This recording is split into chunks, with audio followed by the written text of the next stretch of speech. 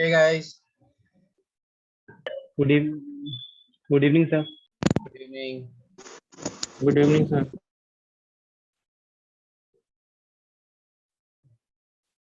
Okay, so start करते हैं.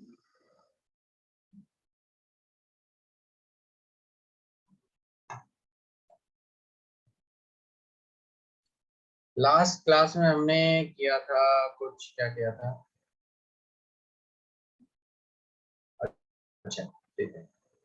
तो वैसे लास्ट क्लास में हमने कुछ टेबल, एंकर वैंकर और ये सारी चीजें कर ली थी, राइट? Yes, आई sir. होप कि आपने प्रैक्टिस की होगी और आपको चीजें समझ में आ गई होंगी. ठीक है. अगर प्रैक्टिस नहीं कर रहे हो तो कर लेना. ठीक है, अलग से बोलने की जरूरत नहीं है यहाँ पे, क्योंकि प्रोजेक्ट अगर आपको करना है, खुद से बनाना है, तो करना पड़ेगा ऑब्वियसली.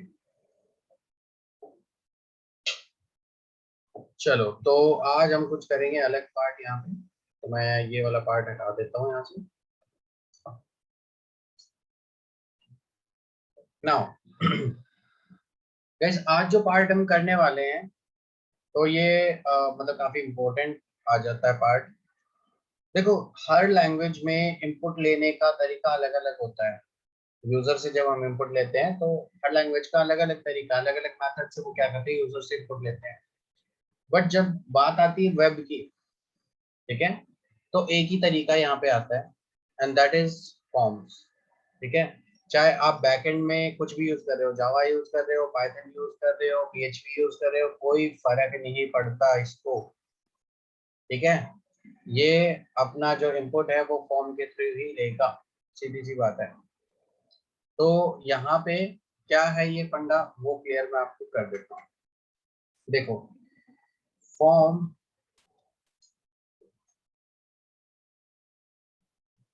ये फॉर्म आ गया जी. इसको क्लोज करना पड़ेगा हमें. ठीक है. और यहाँ पे दो पैरामीटर्स होते हैं, एक्शन एंड मेथड. अब इसके बारे में सुन लो ध्यान से. देखो, फॉर्म क्या होता है, फॉर्म के अंदर बहुत सारी इनपुट टाइप्स होती हैं. आप अलग अलग तरीके से इनपुट ले सकते हो. भाई, आपको किस टाइप की इनपुट चाहिए यूजर से, that is totally up to you.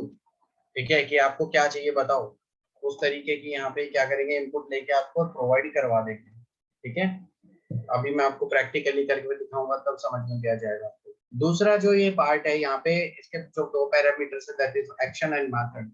ये काफी इंपॉर्टेंट है. एक्शन जो पार्ट है वो डिसाइड करता है, हमारा कंट्रोल करता है कि आपका जब डेटा आप सबमिट करोगे तो वो कहाँ जाएगा. मतलब फॉर एग्जांपल कि एक लॉगिन फॉर्म बनाया आपने, यूजर ने पासवर्ड डाला. अब वो यूजर ने पासवर्ड कहाँ जाएगा, लॉगिन करने पे, लॉगिन जैसे ही बटन क्लिक करोगे लॉगिन, तो वो डेटा कहाँ जाएगा. भाई, सर्वर के पास. कौन से सर्वर के पास जाएगा, सर्वर में कौन सी फाइल के पास जाएगा जो उसको रिसीव करेगा. तो वो कौन डिसाइड करता है, वो डिसाइड करता है आपका एक्शन वाला पार्ट. इतना क्लियर हुआ? Yes, sir. ओके. अगला जो पार्ट है, मेथड. मेथड हमारा क्या करता है, मेथड होता है हमारा कि यहाँ पे दो मेथड होते हैं एक्चुअली. एक होता है गेट और एक होता है पोस्ट. गेट मेथड या फिर आप पोस्ट भी यूज कर सकते हो. अब जो गेट मेथड होता है, वो अगर आप यहाँ पे कुछ नहीं भी लिखोगे, ब्लैंक छोड़ दोगे, तो गेट मेथड ही ऑटोमेटिक यहाँ पे यूज हो जाएगा. अच्छा, एक्शन में अगर आप ब्लैंक छोड़ते हो तो वो सेम पेज पे ही रिडायरेक्ट कर देगा आपको. आपका जो डेटा है सेम पेज पे ही रिफ्लेक्ट कर देगा. तो जो मेथड है, मेथड को अगर आप ब्लैंक छोड़ दोगे, कुछ नहीं यूज करोगे, तो वो by default get method use करेगा. अब ये गेट मेथड है क्या? गेट मेथड के थ्रू जितना भी आपका डेटा आप सबमिट करते हो, वो सारा का सारा आपका यूआरएल में विजिबल हो जाता है. ठीक है, ध्यान देना इस चीज के लिए. मतलब आपने जो कुछ भी लिखा वो यूआरएल में भी शो होगा. क्लियर है? Yes sir. Yes, sir. अच्छा. जैसे आपने नोटिस किया होगा कभी ना कभी, तो और श्योर किया होगा कि आप कोई वेबसाइट बना रहे हो. सॉरी, बना रहे हो कहाँ, लेट्स सपोज आपने कोई वेबसाइट ओपन की. ओपन करके आप देखते हो, आपको रिजल्ट वगैरह में कुछ गूगल वगैरह पे भी ऐसी चीज मिल जाती है कि समथिंग डॉट समथिंग .php या कुछ भी इस तरीके से क्वेश्चन मार्क और उसके बाद id is equal to something, एक न्यूमेरिकल वैल्यू मिलती है वहां पे लास्ट में, I UID PID GID category ID something ID, कुछ इस तरीके से करके कुछ वहां पे कुछ न्यूमेरिक वैल्यूज वगैरह मिलती है, राइट? ऐसा कुछ होता है ना, नोटिस Yes, किया sir. है कभी? हाँ, तो ये जो पार्ट होता है हमारा, ये गेट मेथड के थ्रू ही होता है कि गेट मेथड के थ्रू हम इसको क्या कर रहे हैं, डेटा को भेज रहे हैं। अब जो वो आईडी होती है यूआरएल के अंदर, उसी के बेस पे हमारा जो नीचे का जो पूरा पेज, जो वेब पेज है, उसका जो डेटा है वो फैच होके आता है। कोई ना कोई पार्ट ऐसा होता है जो उससे अफेक्टेड होता है, ठीक है? आप कभी चेंज करके देख लेना उस आईडी को, आपको डिफरेंस क्लियर हो जाएगा, हालांकि मैं आपको करके भी दिखाऊंगा आगे। तो कहने का मतलब ये है कि जो भी चीज आप लिखोगे, जो भी आपने फॉर्म भरा, फॉर्म फिल किया, जैसे यूजर नेम एंड पासवर्ड लिखा, तो वो यूआरएल में क्लियरली दिख जाएगा सबको, ठीक है, कि आपने क्या यूजर नेम भरा है, क्या पासवर्ड। अब आप कहोगे सर फिर इसकी जरूरत हमें तो यहाँ पे तो नहीं होनी चाहिए, क्योंकि हम जैसे लॉगिन कर रहे हैं तो वहां पे तो सेंसिटिव डेटा है, ये तो गड़बड़ हो जाएगी, है ना? Yes, sir. तो यहाँ पे आप क्या करोगे, पोस्ट मेथड यूज करोगे। भाई जब आपको डेटा को हिडन फॉर्म में भेजना हो ना, मतलब यूआरएल में शो ना करवाना हो, तो आप पोस्ट मेथड यूज कर लो, सबसे बेस्ट है। पोस्ट मेथड क्या करता है, आपका डेटा हाइड करता है, हिडन फॉर्म में भेजता है, मतलब यूआरएल में शो नहीं होगा, ठीक है? तो ये है हमारे पोस्ट और गेट मेथड में डिफरेंस एक। दूसरा जो डिफरेंस है यहाँ पे, कि जो हमारा गेट मेथड है ये लिमिटेड डेटा ही ले सकता है, मतलब 1024 बिट्स तक की ही ये क्या कर सकता है, हैंडल कर सकता है, उसके बाद इसके बस का नहीं रहेगा, ये उससे ज्यादा हैवी यहाँ पे रिक्वेस्ट को झेल नहीं पाएगा यूआरएल में। तो उसके बाद हमारा आता है पोस्ट। पोस्ट की कोई लिमिट नहीं है, जितना डेटा भेजना है भेजो, आपकी मर्जी है, ठीक है? तो ये इसका प्लस पॉइंट आ जाता है पोस्ट का।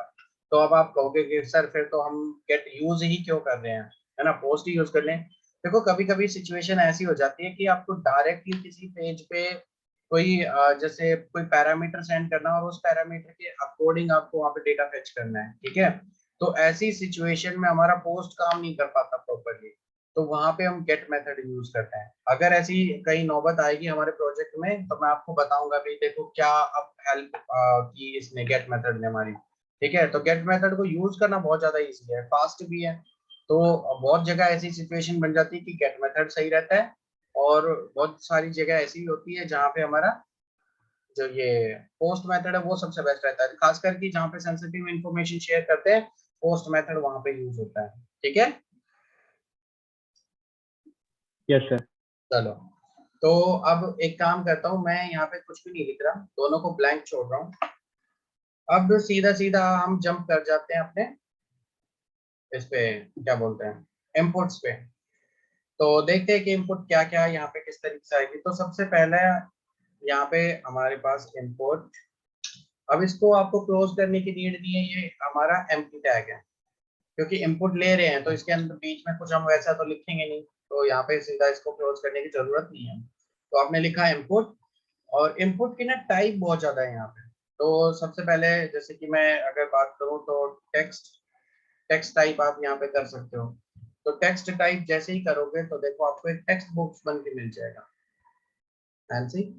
यहाँ पे आपको एक टेक्स्ट बॉक्स मिल रहा है, यहाँ पे आप कुछ भी लिखना चाहो लिख सकते हो इसमें, ठीक है? चलो जी, ये हो गया। अब इस टेक्स्ट को जैसे लेट्स सपोज मैं बताना चाहता हूँ कि ये है क्या, तो यहाँ पे आप लिख सकते हो। फॉर एग्जांपल मैं यूजर नेम पासवर्ड लेना चाह रहा हूँ, तो आपने लिख दिया यूजर नेम, मैं इसको जाकर रिफ्रेश करूंगा एंड सी, यहाँ पे लिखा गया यूजर नेम और उसके सामने आ गया एक टेक्स्ट बॉक्स। भाई यहाँ पे यूजर नेम लिखना चाहिए, ठीक है जी, एसकेडी लिख दिया हमने, ठीक है? इस तरीके से कर सकते हो। बट अभी ना थोड़ी ये फील नहीं दे रहा, तो हम क्या कर सकते हैं, यहाँ पे एक एट्रीब्यूट और होता है, दैट इज प्लेस होल्डर।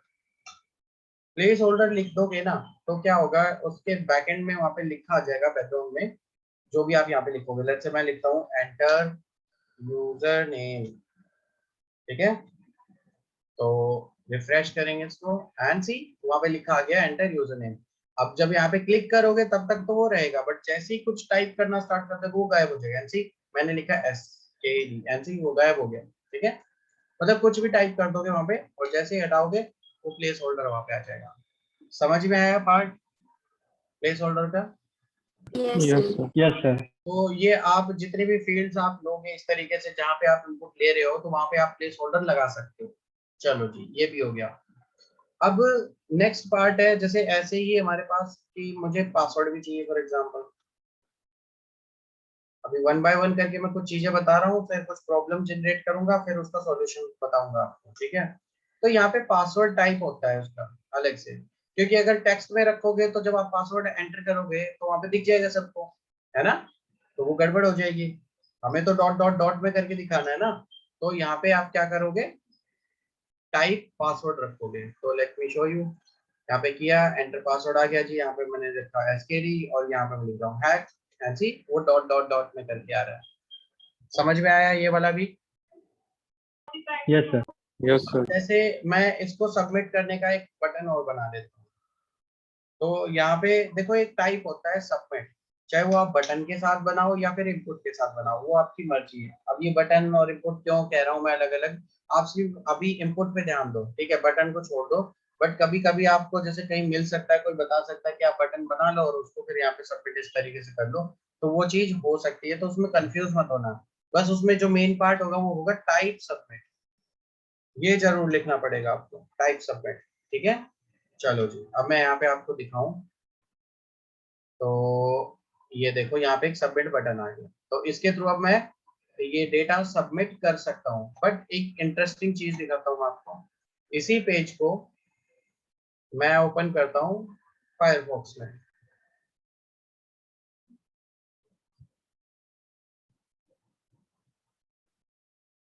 तो यहाँ पे देखो क्या लिखा आ रहा है, सबमिट क्यूरी लिखा आ रहा है यहाँ पे, राइट? यस सर, Yes, तो sir. कोड सेम है, पेज सेम है, बट एक जगह पे वो सबमिट लिखा आ रहा है और एक जगह पे सबमिट क्यूरी लिखा आ रहा है।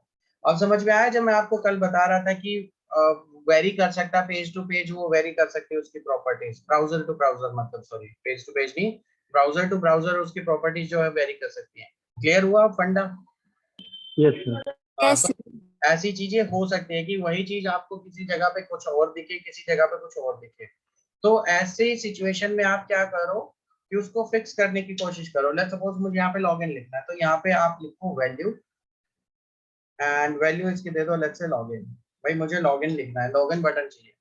तो आप जब यहाँ पे रिफ्रेश करोगे तो यहाँ पे भी लॉगिन लिखा आएगा, और यहाँ पे जाओगे तो भी लॉगिन लिखा आएगा। और लेट्स से मेरे को सबमिट ही लिखना होता, तो यहाँ पे आप सबमिट उसको फिक्स कर दो कि भाई सबमिट लिखा आना चाहिए, ठीक है? तो यहाँ पे आप रिफ्रेश करोगे सबमिट लिखा आ रहा है, और यहाँ पे रिफ्रेश करोगे तो सबमिट लिखा आ रहा है। तो इस तरीके से आप यहाँ पे देख सकते हो, चेंजेस वगैरह चेक कर सकते हो। ये जस्ट मैंने एक एग्जांपल आपको बताया है, तो बाकी चीजों में आप कर लेना इसको। अब हम क्या करते हैं, यहाँ पे डेटा फिल करेंगे और सेंड करेंगे। बट देखो, ना तो मैंने यहाँ पे एक्शन लिया है ना मेथड लिया है, कुछ भी नहीं लिया, तो मतलब सेम पेज पे रिफ्लेक्ट हो जाना चाहिए डेटा हमारा, और गेट मेथड के थ्रू हो जाना चाहिए। चलो जी ट्राई करते हैं। अभी यहाँ पे एक प्रॉब्लम है, तो वो प्रॉब्लम की वजह से डेटा नहीं आएगा, तो लेट मी शो यू, पहले आपको दिखा दूं। तो जैसे ही मैंने यहाँ पे किया, सबमिट में क्लिक करूंगा एनसी, बस एक क्वेश्चन मार्क आ गया और बाकी कुछ भी नहीं आया। अब ऐसा क्यों हुआ?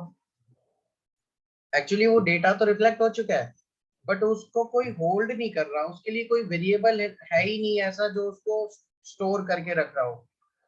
तो इस वजह से यहाँ पे क्या हो रहा है, वो ब्लैंक शो कर रहा है, राइट? समझ में आया? यस सर, अब होल्ड कौन करेगा और कैसे करेगा? देखो, यहाँ पे हमें नेमिंग करनी होगी। भाई मुझे कैसे पता चलेगा कि कौन सी वैल्यू कौन सी जगह पे आ रही है, ठीक है? तो हम यहाँ पे नेम रख देंगे कि भाई name is equal to let's say user. अगर यूजर लिखा है कहीं पे तो इसका मतलब वो यूजर नेम स्टोर कर रहा है।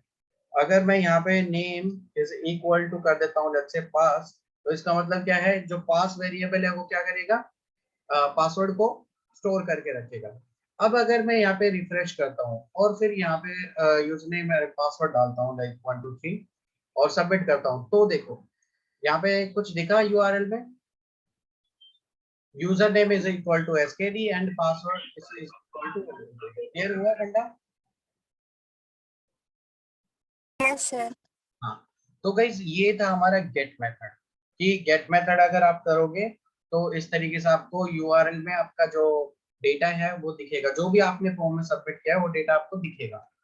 ओके, तो अब क्या होगा अगर मैं पोस्ट कर दूं यहाँ पे, तो पोस्ट करोगे तो नहीं दिखेगा, हिडन फॉर्म में जाएगा। तो मैं इसको पहले तो रिफ्रेश कर देता हूँ पेज को एंड सी, यहाँ पे मैं लिखता हूँ यूजर नेम, पासवर्ड लिखा एंड सबमिट किया एंड सी, ऐसा लग रहा है कि पेज रिफ्रेश हो गया है जस्ट, है ना, बट वो सबमिट हो यस चुका, सर। बट वो यूआरएल में नहीं दिख रहा। रीजन उसका एक सिंपल सा है, क्योंकि हम यहाँ पे पोस्ट मेथड यूज कर रहे हैं। तो एक चीज तो आपको समझ में आ गई होगी कि गेट और पोस्ट कैसे काम करता है और फॉर्म हमारा काम कैसे करता है, किस तरीके से सारी इनपुट्स वगैरह ली जाती है यहाँ पे। क्लियर हुआ? Yes sir. अब इसकी बाकी की जो हमारे पास डिफरेंट डिफरेंट टाइप की जो इनपुट्स हैं वो डिस्कस कर लेते हैं। तो सबसे पहला पार्ट, जैसे यूजर नेम पासवर्ड तो कर ही चुके हैं, तो जब भी आपको कोई प्लेन टेक्स्ट में कोई चीज चाहिए हो तो आप टेक्स्ट टाइप की इनपुट ले लो, ठीक है। पासवर्ड टाइप में अगर चाहिए हो तो पासवर्ड ले लो। अब जैसे ईमेल अगर आप लेते हो यहाँ पे, देखो लेट्स सपोज आपको ईमेल यहाँ पे लेना है किसी का, तो आप क्या करो, इम्पोर्ट टाइप, अगर मैं नॉर्मल टेक्स्ट में, आप कहोगे सर नॉर्मल टेक्स्ट में ले लो कोई दिक्कत नहीं है, टेक्स्ट फॉर्म में लिखवाना ही तो है हमें, बिल्कुल सही बात है, ले लेते हैं, चलो कोई नहीं। अब मैं डिफरेंस दिखाऊंगा फिर आपको। ईमेल एंड यहाँ पे प्लेस होल्डर में कुछ नहीं लगा रहा, ठीक है। तो यहाँ पे डायरेक्टली अगर मैं कुछ ऐसा करूँ, यहाँ पे इसको करता हूँ, यहाँ पे रिफ्रेश कर दिया तो यहाँ पे ईमेल आ गया। तो जैसे ही मैं यहाँ पे क्या करूंगा, देखो इसको फॉर्म को फिल कर दिया मैंने। अच्छा एक और चीज, अगर मैं कुछ भी फिल ना करूं यहाँ पे और सीधा मैं सबमिट करूं तो देखो तीनों के तीनों पैरामीटर्स हमारे ब्लैंक आ रहे हैं, राइट? यस और नो? Yes sir. अब देखो ये चीजें आप ऑथेंटिकेशन जैसे आप करना चाहो ना तो वो कर सकते हो, जावास्क्रिप्ट के थ्रू भी कर सकते हो, एचटीएमएल के थ्रू भी कर सकते हो, एजिक्स के थ्रू भी कर सकते हो और बैकएंड के थ्रू भी कर सकते हो, वो आपकी मर्जी कैसे आप करना चाहते हो। तो अभी एचटीएमएल के थ्रू जो सबसे इजी होता है और जो सबसे पहले आप यहाँ पे कर सकते हो, क्योंकि जितनी ज्यादा लेयर लगाओगे ऑथेंटिकेशन की उतना अच्छा है। तो यहाँ पे आप लिख दो जिस भी फील्ड को आपको रिक्वायर्ड करना है, वहां पे सिर्फ लिख दो रिक्वायर्ड, उसके लास्ट में जाकर पासवर्ड है वो भी जो रिक्वायर्ड है, लेट्स से अब की बार वो यूजर नेम और पासवर्ड जरूर पूछेगा, बेशक आपसे ईमेल पूछे या ना पूछे। चलो, तो मैं यहाँ पे रिफ्रेश किया, सबमिट कर रहा हूँ एंड सी, वो कह रहा है प्लीज फिल आउट दिस, सिर्फ रिक्वायर्ड लिखने से। तो यहाँ पे हम क्या करेंगे, लिख देंगे। फिर मैंने सबमिट किया, वो कह रहा है इसको भी फिल करो, मैंने यहाँ पे भी कह दिया जी ठीक है 1 2 3 ले लो। अब मैं यहाँ पे ईमेल अगर सिर्फ ए लिख देता हूँ, थोड़ी देर के लिए मान के चलते कि सिर्फ ए लिख दिया यहाँ पे मैंने, सबमिट कर दिया एंड सी, उसने ईमेल को ए ही एक्सेप्ट कर दिया। अब ये दिक्कत है यहाँ पे नॉर्मल टेक्स्ट में, बट अगर यहाँ पे टाइप में इस ईमेल की कर देता ईमेल, तो देखो क्या बन जाता है ये। अब की बार फिर से हम यहाँ पे करेंगे यूजर नेम पासवर्ड और ईमेल 1 ए करता हूँ, सबमिट करता हूँ। अच्छा रिफ्रेश नहीं किया था क्या, दोबारा करते हैं, या मैंने सेव किया, क्या हो गया? सौम्या, सौम्या श्रीवास्तव म्यूट कर लो बच्चे, पता नहीं क्लास में नहीं रहते क्या तुम लोग, ठीक है। तो यहाँ पे फिर से करते हैं 1 2 3 और यहाँ पे ए करते हैं। हाँ जी, अब की बार वो क्या कह रहा है, वो कह रहा है कि ईमेल में तो @ वगैरह कुछ ऐसी चीज होती है, आपने तो नहीं किया। मैंने कहा ये लो @ भी लिख दिया। फिर मैं सबमिट कर रहा हूँ, उसके कह रहा है कि उसके बाद @ लिख दिया और उसके बाद भी तो कुछ लिखते हैं ना, समथिंग डॉट समथिंग करके। तो मैं यहाँ पे let's say B dot dot com कुछ करके ऐसे लिख देता हूँ और अब सबमिट करूंगा। तो देखो अब की बार उसने वो पैटर्न एक्सेप्ट कर लिया कि हाँ इस तरीके से ईमेल होती है। तो ये ईमेल हो गई, ये पासवर्ड हो गया, ये यूजर नेम हो गया। तो जब भी आपको ईमेल टाइप का पैटर्न एक्सेप्ट करना हो तो आप ये इस तरीके से लिख सकते हो। क्लियर है? Yes yes sir. Sir. Yes sir. हाँ, तो ये पार्ट है। और दूसरा जो पार्ट होता है वो होता है let's say mobile, for example कि आपको न्यूमेरिक वैल्यूज चाहिए, जहाँ पे जैसे कोई क्वांटिटी वगैरह करवा रहे हो, या फिर आप क्या बोलते हैं, एक सेकंड गाइस, 1 सेकंड ना।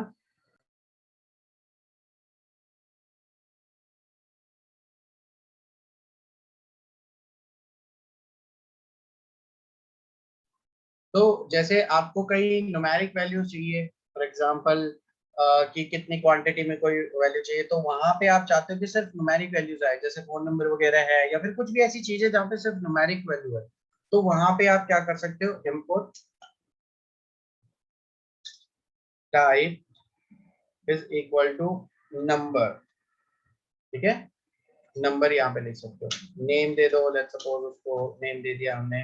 अब यहाँ पे अकॉर्डिंगली मोबाइल, तो क्या होगा कि देखो, एक तो यहाँ पे आप कर्सर लेके जाओगे, देखो यहाँ पे क्या गया, ये इंक्रीमेंट डिक्रीमेंट करने वाला पार्ट आ गया, तो यहाँ पे ये भी आ गया, इससे मतलब पता चल रहा है कि नंबर टाइप का है। तो यहाँ पे आप सिर्फ नंबर नंबर ऐड कर पाओगे, अगर मैं यहाँ पे ABCXYZ कुछ लिखूंगा वो नहीं आ रहा है यहाँ पे, ठीक है, तो वो चीज नहीं आ पाएगी, इस चीज का आपको ध्यान रखना है। ओके, तो वो आप यहाँ पे थोड़ा सा कर सकते हो कि नंबर टाइप के आपको चाहिए तो। और क्या रह गया, ईमेल हो गया, नंबर हो गया, यूजर नेम पासवर्ड मतलब टेक्स्ट हो गया, पासवर्ड हो गया। हाँ, अब जैसे मेरे पास मल्टीपल सिलेक्शन के लिए कोई ऑप्शन है, जैसे देखो, या तो आपको दो तीन तरीके से मिलती है चीजें, या तो आपको मल्टीपल ऑप्शन दे देंगे, उसमें से कोई एक ऑप्शन सेलेक्ट कर लो, जैसे आपके ऑब्जेक्टिव टाइप क्वेश्चंस आते हैं, या फिर ड्रॉप डाउन करते हो कि भाई आप कौन सा सेलेक्ट करना चाहते हो ऑप्शन, वो यहाँ पे कर लो। दूसरा जो तरीका है हमारा यहाँ पे, दूसरा तरीका क्या है, कि मेरे पास मल्टीपल ऑप्शन है, उन मल्टीपल में से भी जो आप जितने भी सेलेक्ट करना चाहते हो वो कर लो। भाई जैसे कोई हॉबी है किसी की, पूछनी है हमें कि भाई इंटरेस्ट किस चीज में आपको, लाइक मैं कहता हूँ म्यूजिक में भी है, कोडिंग में भी है, और लेट्स से गेमिंग में भी है, तो वो सारी चीजें आप वहाँ पे सेलेक्ट करके डाल सकते हो। आई होप कि समझ में आ गया होगा, कॉन्सेप्ट क्लियर होगा, हुआ कुछ Yes, clear? Yes, sir. Yes, sir. तो अब जो स्टार्टिंग के जो फर्स्ट एग्जांपल थे, टू एग्जांपल थे, उनके लिए मतलब जब आपको मल्टीपल में से एक सेलेक्ट करवाना हो, तो उनके लिए हमारे पास दो ऑप्शन है, एक तो रेडियो बटन और एक है सेलेक्ट ऑप्शन। और लास्ट वाला जो मैंने बताया उसके लिए आप क्या कर सकते हो, चेक बॉक्स यूज कर सकते हो। तो देखो, सबसे पहले मैं सेलेक्ट बॉक्स तो सेलेक्ट ऑप्शन वाला करवा देता हूँ। आप लिखो सेलेक्ट, ठीक है, नेम देना चाहो, जो भी नेम देना चाहो दे सकते हो, उसको नेम दे दिया, लेट्स सपोज मैंने कार्स, मैं कार सेलेक्ट करवाऊंगा, भाई आपके पास कौन सी कार है या फिर कौन सी लेना चाहते हो, जो भी है सेलेक्ट, यहाँ पे क्लोज कर दिया। अब यहाँ पे मैं उसको ऑप्शंस दूंगा इसके अंदर कि भाई आपके ऑप्शंस कौन कौन से हैं, तो ऑप्शन 1, यहाँ पे ऑप्शन को क्लोज कर देता हूँ। फॉर एग्जाम्पल की मैं यहाँ पे लिख देता हूँ सेलेक्ट योर कार, हाँ जी, ये हो गया। अच्छा, उसके बाद अगर मैं यहाँ पे बात करूँ, तो यहाँ पे क्या आएगा, भाई सेलेक्ट कर लिया कार को, अच्छी बात है जी। फिर मैं यहाँ पे मतलब ये ऑप्शन दे रहा हूँ, वहाँ पे दिखेगा ये पहला पार्ट लिखा हुआ है कि भाई सेलेक्ट करो अपनी कार को। यहाँ पे मैंने लिख दिया BMW, फिर मैंने लिख दिया लेट्स से बुगाटी, ठीक है, और लिख दिया लेट्स से फरारी, ठीक है, और लिख देते हैं लेट्स से टाटा, ठीक है, और लेट्स से सुजुकी। तो जिस तरीके से रैंडमली मैंने यहाँ पे ऑप्शंस लिख दिए, अच्छी बात है। अब देखो क्या होगा, और सबसे बढ़िया बात, मैं इसको रिक्वायर्ड कर देता हूँ, तब ज्यादा इंटरेस्टिंग पार्ट यहाँ पे बनेगा, रिक्वायर्ड लिख दिया। अब इसको ब्लैंक नहीं छोड़ सकते आप, ठीक है। चलो जी, मैं रिफ्रेश करता हूँ, तो ये देखो मेरे पास यहाँ पे आ गया, एक ड्रॉप डाउन ऑप्शन आ गया, भाई कौन सा ऑप्शन सेलेक्ट करना है सिलेक्ट कर लो उनमें से। चलो जी, तो सबसे पहले मैं सेलेक्ट करता हूँ, मतलब सबमिट किया, वो कह रहा है वो फिल करो, पहले फिल कर दिया, फिर सबमिट किया, एंड यहाँ पे किया 1 2 3, हो गया। अब मैं सबमिट कर रहा हूँ, एंड सी सबमिट हो गया। हालांकि मैंने यहाँ पे कार तो सेलेक्ट की नहीं, एक्चुअली अगर ध्यान से देखोगे तो देखो क्या हुआ, जो वो सेलेक्ट कार वाला लिखा हुआ था ना पार्ट, वही उसने एज ए पैरामीटर ले लिया, मतलब उसकी वैल्यू एक्सेप्ट कर ली एज ए, जो भी वहां पे लिखी हुई थी स्ट्रिंग, उसको। क्लियर हुआ? ठीक है। हाँ, तो अब गाइज ऐसी सिचुएशन में हमें क्या करना होता है, अगर आपको कुछ इस तरीके से दिखाना होता है, तो देखो इसको नहीं पता ऑप्शंस को कि ये ब्लैंक वैल्यू है, वो ये सोच रहा है कि ये इसकी वैल्यू ही है, ठीक है। तो ब्लैंक वैल्यू कैसे आप यहाँ पे डिसाइड करोगे, यहाँ पे आप लिखो value is equal to blank, simple, value blank set कर दी। अब इसे पता है कि भाई इसकी वैल्यू ब्लैंक है, ये बस ऐसे कुछ लिखा हुआ है यहाँ पे। अब अगर यहाँ पे आप इसको एग्जीक्यूट करते हो तो देखो सबमिट किया, नहीं हो रहा, दे दिया जी पासवर्ड, दे दिया जी पासवर्ड, सबमिट करूंगा एनसी। अब की बार क्या कह रहा है, सेलेक्ट करो कार को, ऐसे कैसे, तो आप BMW सेलेक्ट करोगे एंड सेलेक्ट करते ही आप देखो BMW हो गया।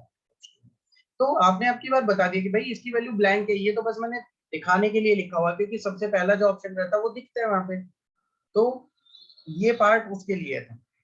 आई होप कि ये पार्ट समझ में आया होगा आपको। Yes sir. ऐसे ही जो बाकी ऑप्शन है यहाँ पे भी आप चाहो तो उनकी वैल्यू सेट कर सकते हो। देखो सबसे बढ़िया तरीका तो वैसे जो एक जेन्युइन तरीका रहता है वो ये रहता है कि भाई आप यहाँ पे जैसे लेट्स सपोज मैं BMW यहाँ पे बी करना चाहता हूँ रिटर्न, सिर्फ बी, तो आप लिखो। अगर ऑप्शंस नहीं लिखोगे, मतलब वैल्यू नहीं लिखोगे, तो जो भी उन ऑप्शंस के बीच में स्ट्रिंग होगी, तो जो भी टेक्स्ट लिखा होगा उसको एज ए वैल्यू वो पिक कर लेगा। ठीक है, तो लेट मी शो यू, मैं इसको रिफ्रेश करता हूँ और यहाँ पे हम करते हैं स्केरी सॉरी 1 2 3, और यहाँ पे मैं BMW को सिलेक्ट करता हूँ एंड सी वैल्यू बी आ गई। तो जो वैल्यू लिखोगे वो उसको रिटर्न करेगा, नहीं लिखोगे तो जो भी वहां पे पहले से है पार्ट वो उसको रिटर्न कर देगा, लिखा हुआ है जो। क्लियर हुआ सभी को? Yes sir. Yes sir. तो एक पार्ट तो था ये हमारे पास। दूसरा पार्ट क्या है कि अब एक काम करता हूँ, यहाँ तक काफी फिल हो चुका है, मैं नेक्स्ट लाइन में यहाँ पे ब्रेक कर देता हूँ उसको, ब्रेक, और ठीक है।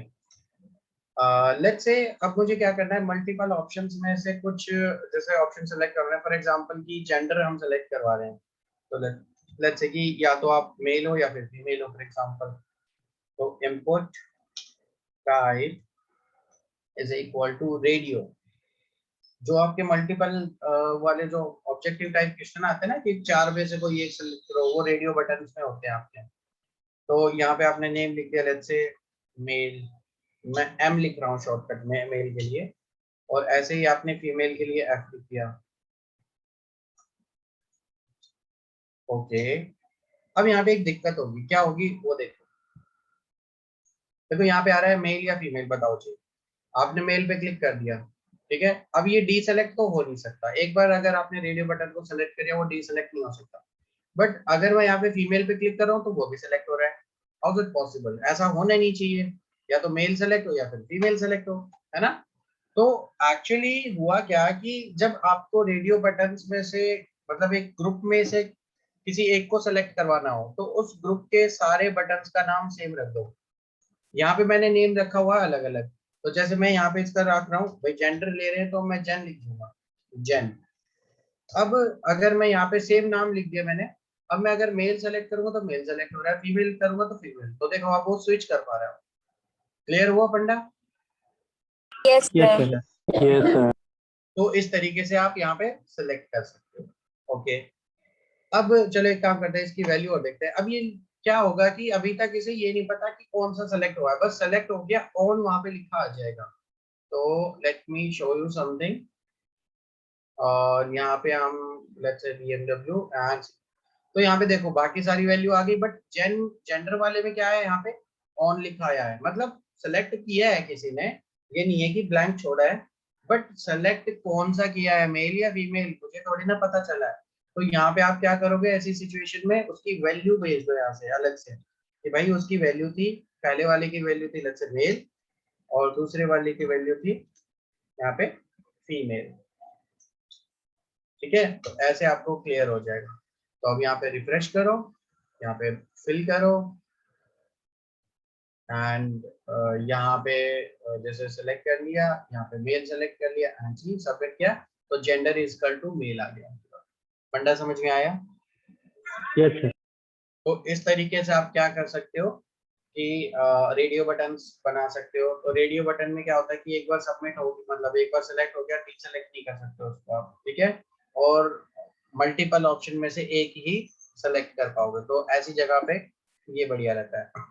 देखो 2 3 4 तक हो तो तक तो ठीक है, मतलब रेडियो बटन, बट उससे ज्यादा अगर बड़ी लिस्ट हो जाए तो सबसे बढ़िया है कि जगह मत रोको फालतू की, और ये ड्रॉप डाउन दे दो वहां पे। ओके, ये बढ़िया रहता है फिर। चलो तो अब यहाँ पे आ जाते हैं हम नेक्स्ट वाले पार्ट पे। अब जो चेक बॉक्स वाला पार्ट मैं आपको बता रहा था, तो उसमें क्या है कि जैसे मेरी हॉबीज मैं लिख देता हूँ भाई, लाइक म्यूजिक, लिसनिंग म्यूजिक, जैसे ऐसे करते हैं ना, कॉमन चीजें होती है हमारी। Input type is equal to, मैंने कर दिया यहाँ पे चेक बॉक्स। ओके, नेम लिख देंगे यहाँ पे इसका, भाई इसका नेम होगा, लेट्स से क्या नाम लिखना है, लेट्स से म्यूजिक लिख दिया, म्यूजिक, सॉरी क्या लिख रहा हूँ, म्यूजिक, ठीक है। और क्या था, वैल्यू। अब क्योंकि वैल्यू नहीं लिखूंगा तो वो ऑन आएगा, music is equal to on लिखा आएगा, मैं चाह रहा हूँ कि उसकी वैल्यू ही जाए, ठीक है। तो म्यूजिक यहाँ पे आ गया, म्यूजिक वैल्यू लिख दी मैंने। और इस तरीके से मैं तीन चीजें यहाँ पे सेट कर रहा हूँ। लेट्स से मैं कर देता हूँ, क्या करूँ, कोडिंग, गेमिंग, ठीक है। और यहाँ पे भी मैं लिख दूंगा नेम इनका, एक का कोडिंग करूंगा, लेट्स से एक का क्या था, गेमिंग था ना, गेमिंग, ऑब्वियसली इनकी वैल्यूज भी चेंज कर दूंगा, कोडिंग और गेमिंग। अगर आप इनका सेम नेम जैसे रखते हो तो वो मल्टीपल यहाँ पे ऑप्शन चले जाएंगे एरे की थ्रू, ठीक है। तो वो भी आप कर सकते हो, बट अभी सिंपल रखो इसको, ज्यादा कॉम्प्लिकेटेड नहीं करना हमें उस पार्ट को। रिफ्रेश करूंगा तो यहाँ पे मेरे पास ऑप्शन आ गया, भाई म्यूजिक भी है, कोडिंग भी है, गेमिंग भी है, तीनों सेलेक्ट कर लिए। अब जैसे मेरे से गलती से कुछ और सेलेक्ट हो गया, भाई कोडिंग नहीं करना मुझे, डी सेलेक्ट कर दिया, तो यहाँ पे सेलेक्ट भी कर सकते हो, डी सेलेक्ट भी कर सकते हो, ये होता है चेक बॉक्स। Okay, yes. हाँ, तो चेक बॉक्स आप इस तरीके से यूज कर सकते हो। जैसे देखो कैसे जाएगी इसकी वैल्यू, वो दिखा देता हूँ, एंड समथिंग, और लेट्स से दिस, और मैंने यहाँ पे कर दिया फैंसी। तो यहाँ पे अगर देखोगे तो gaming is equal to gaming and music is equal to music, यहाँ पे जा रहा है, ठीक है। Yes sir. सर। तो ये हो गया, और क्या बचा है, और हाँ, देखो फॉर एग्जाम्पल कि अगर मुझे डेट ऑफ बर्थ सेलेक्ट करवानी है किसी की, कोई मतलब डेट सेलेक्ट करवानी है मुझे with year and month something करके, ठीक है। तो आप क्या करोगे, ये ऑप्शन सेलेक्ट कर सकते हो, सेलेक्ट ऑप्शन वाला, भाई एक सेलेक्ट हम चला देंगे डेज के लिए, एक मंथ के लिए और एक ईयर्स के लिए, है ना। Yes sir. हाँ, तो आप यहाँ पे क्या कर सकते हो, डायरेक्टली एक डेट टाइप भी होता है, वो भी आप यूज कर सकते हो। तो भाई डीओबी, जैसे वो डेट ऑफ बर्थ चाहिए मुझे, तो मैं यहाँ पे करूँगा import type is equal to, और यहाँ पे कर देंगे हम टाइप में डेट, ठीक है। नेम रख दिया मैंने यहाँ पे डीओबी, सॉरी डीओबी, ठीक है, एंड दैट्स इट। अभी बाकी चीजें आप कर लेना, और रिक्वायर्ड वगैरह कुछ करना हो तो यहाँ पे रिफ्रेश करेंगे एंड सी, यहाँ पे देखो एक कैलेंडर टाइप सा बन के आ गया। जैसे ही आप इस पर क्लिक करोगे, देखो कितना अच्छा सा कैलेंडर बन के आ रहा है, व्यू अच्छा सा आ रहा है। तो यहाँ पे आप जो भी डेट सेलेक्ट करोगे वो हो जाएगा। आप यहाँ पे ईयर सेलेक्ट करना चाहते हो, यहाँ से जाके आप ईयर अपना सेलेक्ट कर सकते हो, ठीक है। ये देखो फ्यूचर तक के डेट यहाँ पे आ रखी है हमारे पास, ठीक है। और इस तरीके से मंथ जो सेलेक्ट करना चाहते हो मंथ सेलेक्ट कर लो। तो ये सारी चीजें आपको यहाँ पे मिल जाएंगी। क्लियर हुआ, तो मैंने ये सेलेक्ट कर लिया, मंथ ये कर लिया, डेट आज की कर ली, एंड सी वो फिल हो गया। आई होप कि ये वाला कॉन्सेप्ट क्लियर हुआ होगा, डेट वाला, यस सर। ठीक है। अब इसी तरीके से एक और पार्ट होता है यहाँ पे, दैट इज फाइल अपलोडिंग। जैसे कि मुझे कोई फाइल अपलोड करनी है, कोई भी, जैसे मैं प्रोफाइल पिक्चर सेट करना चाह रहा हूँ तो फाइल अपलोड करनी पड़ेगी हमें, जेपीजी, पीएनजी, रिज्यूमे वगैरह कहीं अपलोड कर रहे हैं तो फाइल पीडीएफ वगैरह कुछ ऐसी अपलोड करनी पड़ेगी। अगर मुझे अपनी वीडियो कहीं भेजनी है तो वीडियो फाइल मुझे अपलोड करनी पड़ेगी, MP3 फाइल करनी है तो MP3, मतलब मल्टीमीडिया फाइल कुछ भी हो सकती है, ठीक है। तो यहाँ पे आप क्या करोगे, input type is equal to file, file type में कर देंगे नेम, आप जो मर्जी लिखना चाहो ले सकते हो। लेट्स सपोज मैं फाइल ही लिख देता हूँ थोड़ी देर के लिए, ठीक है। तो लेट्स सी क्या होगा, रिफ्रेश किया एंड सी देखो चूज फाइल का ऑप्शन आ गया। मैं यहाँ पे क्लिक करूंगा, ब्राउज का ऑप्शन आ जाएगा, भाई जी क्या करना है, भाई मुझे जेंगो करना है, ठीक है जी जेंगो सीखते, ये लो जी जेंगो वाली वीडियो यहाँ पे अपलोड हो गई, ठीक है। बट अब जब यहाँ पे इसको सबमिट करोगे ना, तो सबमिट तो हो जाएगा बट रिसीव नहीं कर पाओगे इस डेटा को, क्योंकि आप यहाँ से भेज ही नहीं पाओगे इसको। क्यों नहीं कर पाओगे? क्योंकि इसकी शर्त होती है कि पहला पार्ट तो मेरा जो मेथड है वो पोस्ट होना चाहिए, क्योंकि जब हम किसी फाइल को भेजते हैं तो इनक्रिप्ट करके भेजते हैं डेटा, मल्टीपल पार्ट्स में उसको ब्रेक करके इनक्रिप्ट करके उस फॉर्म को, जो डेटा हमारा होता है उसको भेजते हैं। तो हमारा जो गेट है वो तो उसको हैंडल कर ही नहीं पाएगा पहली बात, ठीक है, तो वो भेज ही नहीं पाएगा उस चीज को। दूसरा जो पार्ट है कि यहाँ पे हमें एक वो चीज यूज करनी है, that is encryption type. Enctype is equal to, ये एक पैरामीटर है, मल्टी पार्ट और फॉर्म डेटा, ये आपको यूज करना है, ठीक है। जब भी आप कोई मल्टीमीडिया फाइल यूज करो तो ये दोनों चीजें तो होनी ही होनी चाहिए वहां पे, मल्टी पार्ट, फॉर्म डेटा और मेथड पोस्ट होना चाहिए, तो आपकी फाइल आप भेज पाओगे। Okay, yes sir. नहीं तो आप कोई फाइल भेज और रिसीव नहीं कर पाओगे दूसरी जगह पे। तो ये इसका पार्ट था गाइस, कि किस तरीके से आपको ये करना है, तो उसका ध्यान रखना थोड़ा सा। ओके, आगे चलते हैं। ये मोस्टली शायद मैंने करवा दिया है, एक पार्ट और रह गया है, वो और करवा देता हूँ। लेट्स से मुझे एड्रेस या फिर कोई मैसेज या कोई क्यूरी किसी के लेनी है, कोई पोस्ट लेना है, कोई कमेंट लेना है, तो एक टेक्स्ट एरिया होता है हमारे पास, टेक्स्ट एरिया, ठीक है। तो इसमें आप कुछ भी कर सकते हो, लाइक टेक्स्ट एरिया, ओके हो गया। एंड यहाँ पे टेक्स्ट एरिया में आप लिख सकते हो place holder is equal to enter your query, ठीक है, कुछ ऐसा ऐसा करके कर सकते हो।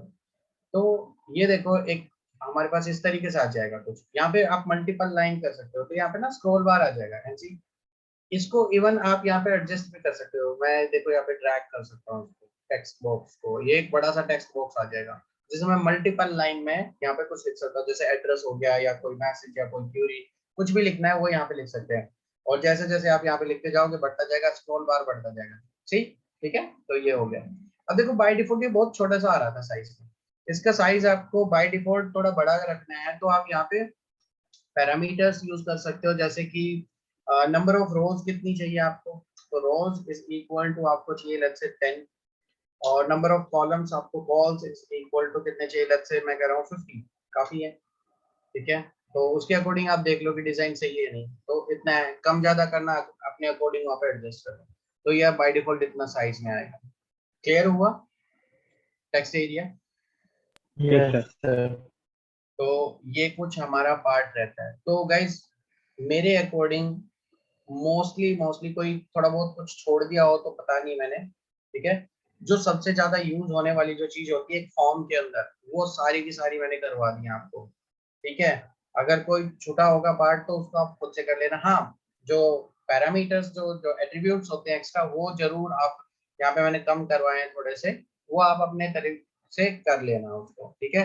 तो ये था गाइस हमारा फॉर्म, की कैसे हम फॉर्म लेते हैं, ठीक है, मतलब बनाते हैं, किस तरीके से इनपुट लेंगे मतलब यूजर से, और किस तरीके से उसको फिर सबमिट वगैरह वो सारी चीजें हम करते हैं। तो आई होप कि सभी को क्लियर हो गया होगा।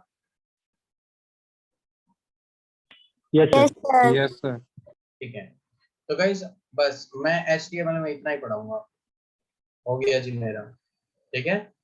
अब आपको क्या करना है, HTML खुद पढ़ना है, क्योंकि देखो वेब डिजाइनिंग में पढ़ाता रहूंगा तो बहुत ज्यादा टाइम ऑब्वियसली लग जाएगा, और मतलब वो चीजें अभी कवर भी कितनी कर लेंगे हम, वेब डिजाइनिंग का पार्ट अगर सीखने भी चाहेंगे तो कम से कम आपको 1 महीना तो चाहिए ही, ठीक है, कम से कम अच्छे तरीके से सीखने के लिए। तो इतना टाइम हमारे पास है नहीं कि हम यहाँ पे 1 महीना वेस्ट और ज्यादा यहाँ पे करें। तो ये चीज आपको खुद से करनी है, मैं कल भी आपको बोल चुका हूँ, ठीक है। तो मेन मेन चीजें मैंने करवा दी है, मैंने इतना पार्ट आपको करवा दिया है जो हम आगे अपने प्रोजेक्ट में यूज करने वाले हैं। हाँ, बाकी कुछ एक दो चीजें और आएंगी, जब वो डिपेंड करेगा कि हमें किस चीज की यूज करना है, क्या किस चीज की डिमांड है वहाँ पे, तो उसके अकॉर्डिंग फिर मैं क्या करूँगा, आपको ये सारा पार्ट वो और जो वहाँ पे जरूरी पड़ेगी जिस चीज की, वो मैं और पार्ट आपको करवा दूंगा। बट और एक्स्ट्रा कुछ अलग से नहीं पढ़ाने वाला मैं यहाँ पे, वेब डिजाइनिंग का पार्ट कुछ भी। ठीक है, Yes. यस और नो? Yes. sir. तो अब आपको वेब डिजाइनिंग खुद ही करनी है, तो इस लायक तो आप हो ही गए हो कि आप खुद से अब चीजों कर सको, क्योंकि देखो मेन होता है स्टार्ट करना किसी चीज का। स्टार्टिंग मैंने करवा दी, सारी चीजें बता दी, बस आपको प्रॉपर्टीज याद रखनी है, उनके एट्रीब्यूट्स याद रखने हैं, कहाँ कहाँ कैसे यूज करोगे, अपनी क्रिएटिविटी यूज करनी है, दैट्स इट, हो गया काम आपका। बस इतना सा पार्ट करना है। चलो जी, तो अब हम स्टार्ट करेंगे जेंगो। ठीक है, तो फाइनली हम अपने प्रोजेक्ट की तरफ बढ़ते हुए, तो ये पीपीटी मैंने कल रात ही बनाई है आप लोगों के लिए। एक्चुअली पहले वाला जो पार्ट था वो काफी चेंजेस उसमें हो चुके हैं। मैंने क्योंकि कल कुछ चीजें देखी, इसकी डॉक्यूमेंटेशन पढ़ रहा था लेटेस्ट वाले में, तो काफी कुछ इसने ना चेंजेस किए हैं। तो मैंने आपके लिए एक नई पीपीटी बना रहा हूँ, अभी भी कंप्लीट नहीं है, हालांकि मैं भी इसकी डॉक्यूमेंटेशन अभी देख रहा हूँ लेटेस्ट, अभी क्या क्या चेंजेस किए हैं इन्होंने, तो वो चीजें मैं देख रहा हूँ। तो मैं साथ के साथ आपको वो करवा रहा हूँ, मेरे को भी मेहनत करनी पड़ रही है आपके साथ यहाँ पे। तो आपको जितना पार्ट मैं करवाता जाऊं उतना वहां पे अच्छे से करते चले जाना इसको, प्लीज मेरी रिक्वेस्ट है आपसे। ठीक है, और बाकी का जो पार्ट होगा, जैसे प्रोजेक्ट में जितना हम करेंगे वो तो करेंगे, क्योंकि जेंगो वैसे तो अगर करने बैठे तो काफी चीजें हैं यहाँ पे, काफी चीजें आपको एक्स्ट्रा है, जो कि सारी की सारे हम यहाँ पे इसका मॉड्यूल यूज तो करेंगे नहीं। कुछ चीजें ऐसी होंगी जो हम अपनी खुद की कस्टम में आपको बनाना बताऊंगा, क्योंकि जो इसके मॉड्यूल्स आप यूज करोगे वो तो आप वैसे भी यूज कर लोगे नॉर्मली, उसमें कोई वो नहीं है, प्रॉब्लम नहीं होगी। बट आप अपनी खुद की कस्टम चीजें कैसे बनाओगे इसके अंदर, वो पार्ट मैं आपको जरूर सिखाऊंगा, क्योंकि वो कोई नहीं बताता जल्दी से। ठीक है, तो वो पार्ट मैं आपको करवाऊंगा यहाँ पे, उसकी टेंशन आप मत लो। तो गाइस स्टार्ट करते हैं यहाँ पे जेंगो से। तो गाइस जेंगो है क्या, सबसे पहले तो यहाँ पे आपको बड़ा बड़ा लिखा हुआ दिख रहा होगा द वेब फ्रेमवर्क, है ना? अब ये फ्रेमवर्क क्या होता है पहले तो यही जान लेते हैं। तो सबसे पहले अगर मैं बात करूं फ्रेमवर्क की, तो देखो फ्रेमवर्क एक ऐसा समझो कि एक कोड ऑफ लाइब्रेरी हमारे पास होता है, मतलब फॉर एग्जांपल कि हमारे पास जो ये फ्रेमवर्क है वो क्या करता है, इसके पास बने बनाए मॉड्यूल्स ना पहले से ही रखे हुए हैं। अब आप क्या करते हो, इसके पास जाते हो, आपको कुछ एक वेबसाइट बनानी है और इसके पास बहुत सारे मॉड्यूल पहले से ही बना के रखे हैं उसने। तो आप जाओगे, आप कहोगे कि मेरे को एक वेबसाइट बनानी है और मेरे को ये चाहिए, ये कहेगा ये तो मेरे पास बना हुआ रखा है, ले लो। आप उसको कॉल कर लोगे, ठीक है जी मेरे को लॉगिन फॉर्म चाहिए जी, ठीक है जी ये लो लॉगिन कर लो, कैसे करोगे ये कर लो जी ऐसे। फिर आप कहोगे मेरे को सेशन भी चाहिए, ये कहेगा ये लो सेशन भी मेरे पास है रखा हुआ है, मैंने कोड कर रखा है सब कुछ, बोलो तुम्हें क्या चाहिए। तो हर फ्रेमवर्क, जरूरी मैं ये जेंगो की बात नहीं कर रहा, मैं ओवरऑल जितने भी फ्रेमवर्क है, चाहे वो आपका लारावेल है जो पीएचपी में यूज करते हैं, फ्लास्क है, जेंगो है, या फिर कोड इग्नाइटर है, या फिर स्प्रिंग है, या फिर कुछ भी है, डजंट मैटर कि कौन सा फ्रेमवर्क है वो, ठीक है। वो सारे के सारे फ्रेमवर्क एक ही तरीके से काम करते हैं कि उनके पास पहले से ही ऑप्टिमाइज्ड कोड रखा होता है। आप वहां पे जाते हो, उस मॉड्यूल को कॉल करते हो और कम कोड लिख के आप वो जो सारा का सारा पार्ट है वो यूज कर सकते हो उनका, जो मतलब जो आपको चाहिए वो छोटे से कोड में आप कंप्लीट लिख सकते हो, यूज कर सकते हो, फीचर्स यूज कर सकते हो। ठीक है, जैसे आपने देखा होगा कि पाइथन में मॉड्यूल्स होते हैं, तो वो मॉड्यूल्स में पहले से ही फंक्शंस बने होते हैं, तो हम क्या करते हैं वहां पे सीधा वहां पे जाते हैं और उसको इंपोर्ट कर लेते हैं और कॉल कर लेते हैं फंक्शन को, है ना? तो इसी तरीके से हर फ्रेमवर्क के अंदर होता है, फ्रेमवर्क का काम ही यही होता है। तो जैसे देखो ये क्या कह रहा है, ये कह रहा है a web framework is a code library that makes web development faster. अब फास्टर क्यों बनता है, क्योंकि भाई सारी चीजें बनी बनाई मिल रही है तो ऑब्वियसली फास्टर होगा, एंड इजियर, ऑब्वियसली इजी तो होगा, आपको दिमाग नहीं लगाना पड़ेगा ज्यादा, by providing common patterns for building reliable, scalable and maintainable web applications। ये बढ़िया है। देखो रिलायबल और स्केलेबल और मेंटेनेबल क्यों कह रहे हैं यहाँ पे, एक्चुअली क्योंकि मैंने आपको बताया है पहले से ही ऑप्टिमाइज्ड कोड होता है, तो वो आपको सिक्योर भी मिलेगा, रिलायबल हो गया, ठीक है, सिक्योर है जी, हम इस पे ट्रस्ट कर सकते हैं, इस कोड पे काफी टेस्टेड, जो हम फ्रेमवर्क में कोड रखते हैं ना, जो मॉड्यूल रखते हैं तो उसको ना बहुत टेस्टिंग किया जाता है अलग अलग तरीके से, उसको हर तरीके से जितने भी पॉसिबल वेज हो सकते हैं, ठीक है। और फिर वहां पे उसको फाइनली जब बग फ्री हो जाता है वो, तब जाके उसको इंट्रोड्यूस किया जाता है एक न्यू फीचर की तरह। स्केलेबल है, स्केलेबल है, देखो हर फ्रेमवर्क ना स्केलेबिलिटी प्रोवाइड करवाता है, बट कौन फ्रेमवर्क कितनी स्केलेबिलिटी प्रोवाइड करवाता है वो डिपेंड करता है, ठीक है। स्केलेबिलिटी का मतलब क्या है? स्केलेबिलिटी का आप मतलब आप ये समझो कि आप उसको इजीली जैसे अपडेट कर सकते हो कभी भी बिना उसके पुराने कोड को ज्यादा छेड़खानी किए हुए ज्यादा, ठीक है। मतलब आपको इतना ज्यादा वो नहीं करना पड़ेगा, उसमें वर्क नहीं करना पड़ेगा, किसी एक पर्टिकुलर पार्ट को चेंज करना है तो उतने पे ही काम कर पाओगे। क्योंकि नॉर्मल हम जब कोडिंग करते हैं तो क्या होता है कि हो सकता है कि एक कोडिंग की वजह से मतलब एक चेंज की वजह से कोई दूसरा भी कोड इफेक्ट हो जाए, है ना।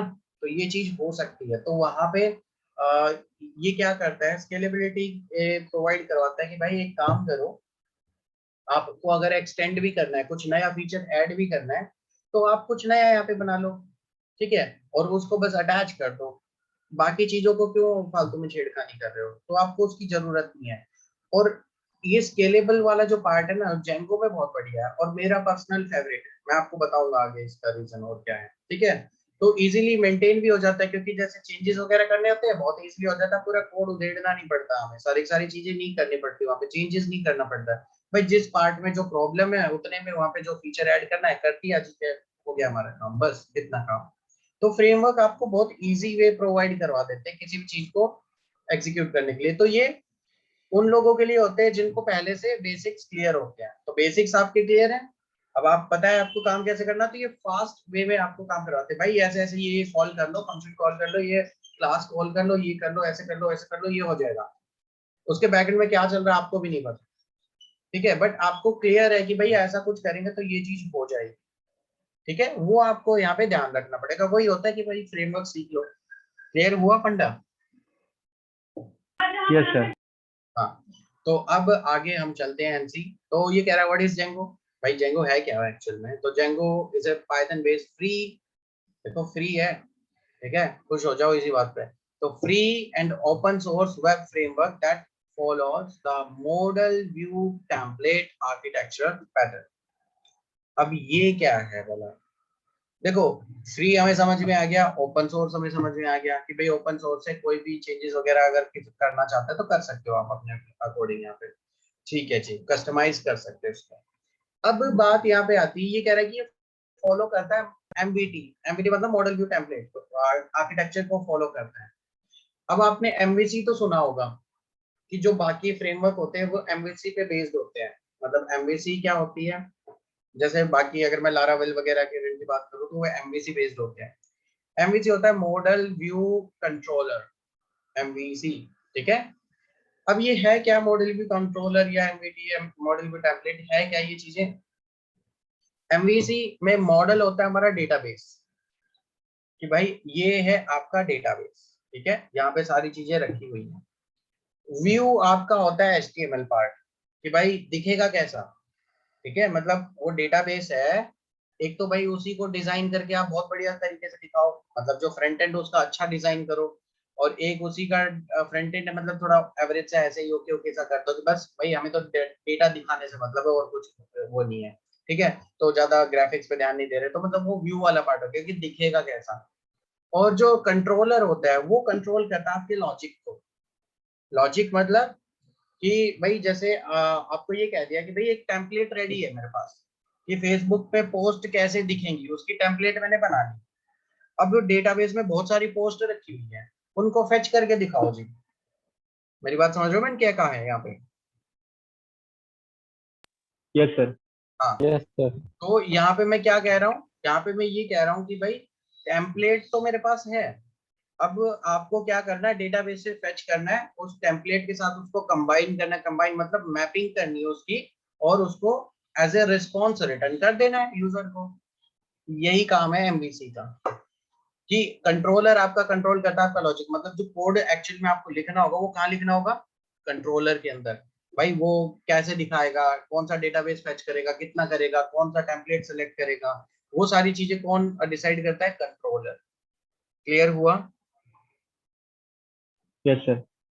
अब जो पाइथन में जो हमारा ये जेंगो है, जेंगो एमवीसी यूज नहीं करता, फॉलो नहीं करता, ये एमवीटी यूज करता है। अब है एक ही बात, एक ही तरीके से काम करते हैं, कोई ज्यादा खास बात है नहीं, अलग अलग यहाँ पे, बस नाम चेंज कर दिया थोड़ा सा। मॉडल का मतलब तो डेटाबेस ही है, चलो मॉडल तो इन्होंने चेंज ही नहीं किया। व्यू का मतलब यहाँ पे कंट्रोलर है एक्चुअली। अब जो आपके व्यूज है ना, ये कंट्रोल करेगा आपके डेटाबेस को और आपकी टेम्पलेट्स को। यहाँ पे आप अपना पाइथन का कोड लिखोगे, भाई कैसा दिखेगा, किस तरीके से होगा, कौन सी चीज कितने बार एग्जीक्यूट करनी है, लूप लगाना है नहीं लगाना है, जो भी करना है यहाँ पे करोगे सारा काम व्यूज के अंदर। ओके, तो लॉजिकल यस पार्ट सर। आपका कौन सा हो गया, व्यूज वाला पार्ट। फिर आता है टेम्पलेट, टेम्पलेट आपका है जो डिजाइनिंग पार्ट आ गया, कि भाई आपके कैसे इंडेक्स पेज कैसे दिखेगा, होम पेज कैसा दिखेगा, अबाउट अस पेज कैसा दिखेगा। वो जो डिजाइनिंग वाला पार्ट हो गया, जो टेम्पलेट है कि भाई ये जो डेटा है आपको कैसे दिखाना है।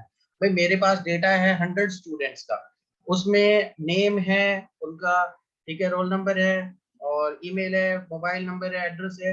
अब उसको कैसे दिखाओगे आप, अलग अलग तरीके से दिखा सकते हो, भाई टेबल की फॉर्म में भी दिखा सकते हो, या फिर भाई उसको एक क्लस्टर टाइप में बना के वो भी दिखा सकते हो, आपकी मर्जी है जैसे भी दिखाओ। तो वो डिसाइड कौन करेगा, आपका व्यू डिसाइड करेगा यहाँ से। समझ में आया? Yes sir.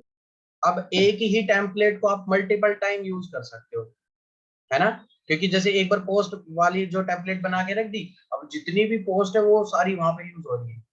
मतलब एक टेम्पलेट आप मल्टीपल टाइम यूज कर पाओगे, यहाँ पे देखो कोड आपको लिखना नहीं पड़ेगा पूरा का पूरा। तो ये इसका एक प्लस पॉइंट हो जाता है यहाँ पे, कि भाई अगर आपको सेम काम करना है ये यूज कर लो। ओके, क्लियर हुआ? Yes sir. Yes, sir. आगे चलते हैं।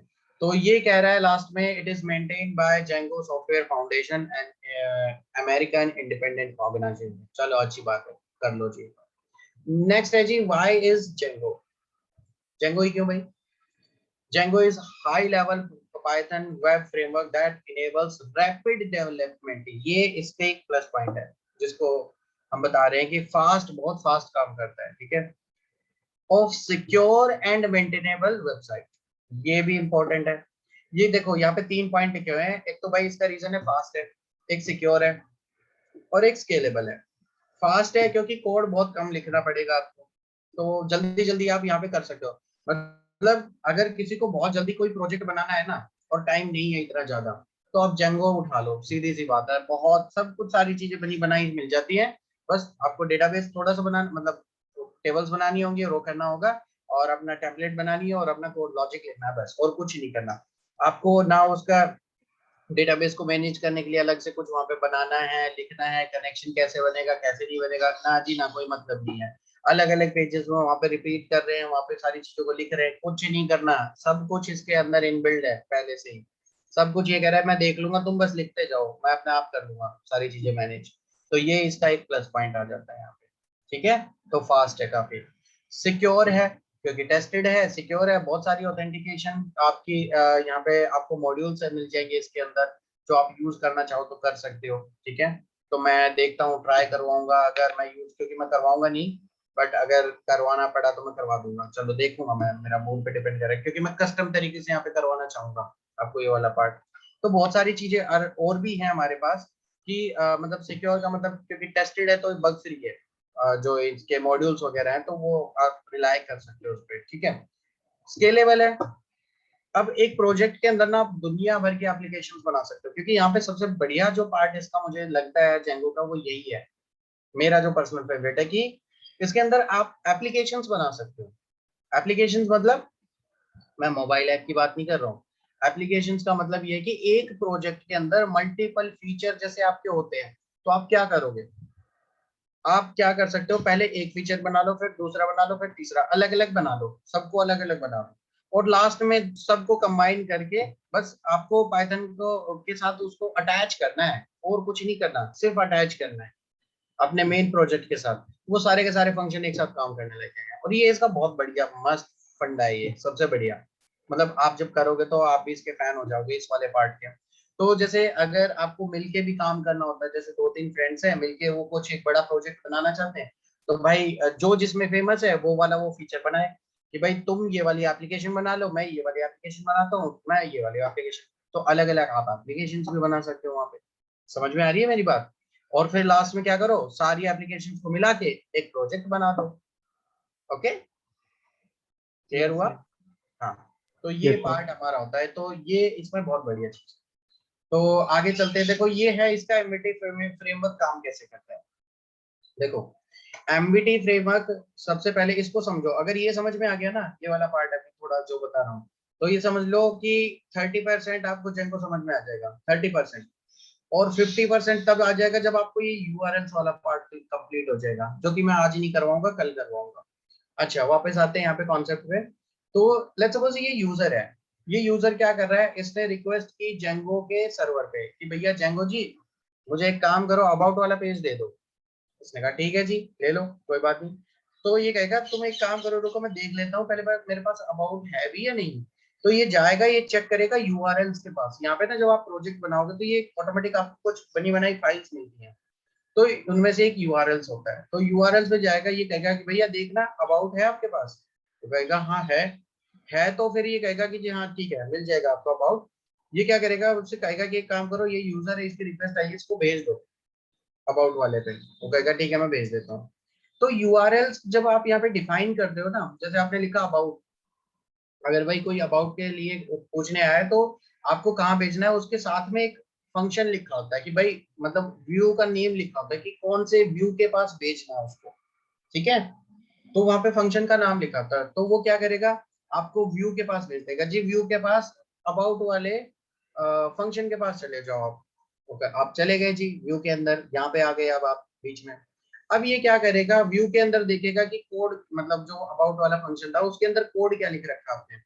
अगर जैसे आपने लिखा हुआ है वहां पे कि भैया आप पहले डेटाबेस फैच कर रहे हो, आप वहां पे फिर आप उसको एक टेम्पलेट रेंडर करके दे रहे हो, ठीक है, मतलब आपने डेटाबेस वगैरह सारा किया, लॉजिक जो लिखना था वो लिखा, उसके बाद जो रिजल्ट आएगा, आपने क्या किया, अब रिस्पॉन्स तो आपको देना पड़ेगा। रिस्पॉन्स कैसे दिया, वहां पे लिखा हुआ कोड में कि भाई एक टेम्पलेट पड़ी हुई है, उस टेम्पलेट को यूज करके ये जो डेटा है उस टेम्पलेट के थ्रू दिखा दो। तो आप क्या करोगे, एज ए रिस्पॉन्स वहां पे रिक्वेस्ट को दे दोगे, वापस कर दोगे कि भैया जी ये लो रिस्पॉन्स आपका, ये आपने रिक्वेस्ट की थी, मैंने आपको ये अबाउट वाला पेज बना के दे दिया है। ठीक है, तो आपको वहां पे अबाउट वाला पेज मिल जाएगा। समझ में आया प्रोसेस की कैसे काम करता है ये? Yes sir. देखो बहुत सिंपल है, मतलब इतना ज्यादा डिफिकल्ट नहीं है। बस ये क्या करेगा, यूआरएल्स के पास जाएगा, व्यूज वहां पे लिखा होगा, व्यूज के पास जाएगा, व्यू में क्या क्या चीजें लिखी हुई है उसके अकॉर्डिंग ये डेटाबेस और टेम्पलेट यूज करेगा, और दोनों को मिला के जो भी रिजल्ट होगा वो आपको रिटर्न कर देगा। बस इतना सा काम है इसका, और यही इसका सारा फंडा है। ये समझ में आ गया तो 30% आपको ये समझ लो कि जेंगो आ गया कि कैसे यूज करना है उसको। ओके, चलो जी आगे चलते हैं, देखते हैं कि और क्या है यहाँ पे आगे पार्ट। नेक्स्ट है जी वर्चुअल इन्वायरमेंट। अब ये क्या आ गया बीच में, अभी तो हम जेंगो पढ़ रहे थे, वर्चुअल इन्वायरमेंट कहाँ से आ गया? तो देखो ये रिकमेंड किया हुआ पार्ट है बीच में। चाहो तो देखो आप क्या कर सकते हो, जेंगो डायरेक्टली इंस्टॉल कर सकते हो अपने सिस्टम में, बट उससे दिक्कत क्या होगी, उससे दिक्कत ये होगी कि जो बाकी आप जैसे एक प्रोजेक्ट बना रहे हो, वो बना रहे हो आप अभी लेटेस्ट वाले जेंगो के वर्जन पे, और एक कोई क्लाइंट आ गया, वो आपको कहेगा कि भाई मेरे को ना एक पुराना वर्जन पे मेरा वो बना हुआ था, जेंगो का एक प्रोजेक्ट है मेरा, और उसको यार थोड़ा मेरे को कुछ चेंजेस करवाना है, वो कर दो यार तुम, मैं तुम्हें पैसे दे दूंगा इतने इतने, ये जो आपने कहा ठीक है। अब आपके पास जेंगो इंस्टॉल्ड है लेटेस्ट वाला, आप पुराने वाले पे काम कैसे कर पाओगे? दिक्कत आ गई।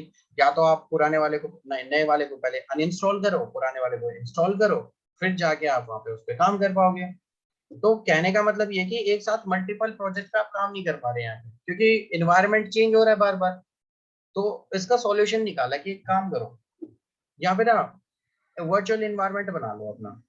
तो यहाँ पे क्या किया गया कि वर्चुअल इन्वायरमेंट को यूज किया गया। तो देखो the virtual environment is an environment which is used in by Django to execute a project separately.